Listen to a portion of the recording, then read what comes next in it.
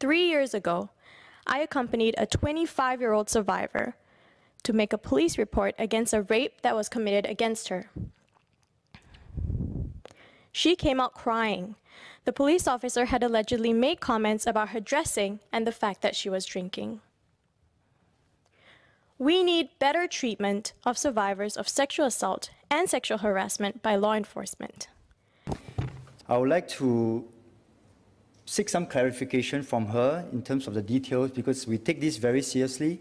Any form of questions raised about how the police have handled or mishandled this case should be investigated. I would like to request for her to provide us more details so that we can investigate this issue.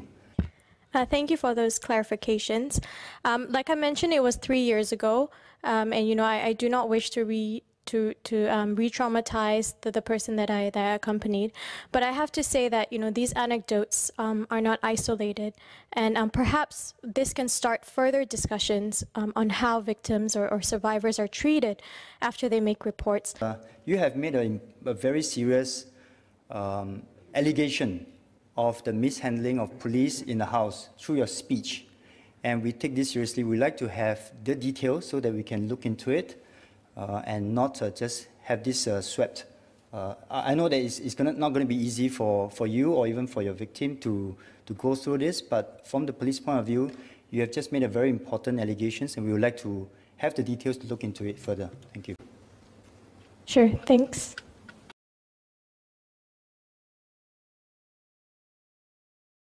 My speech earlier should not be construed as casting aspersions on the police. That was not my intention and should not be interpreted as such. The police is part of the solution and not the problem. I raised the example because it was my experience with a survivor. The episode I raised in my speech took place 3 years ago, and I've been unsuccessful in getting in touch with them.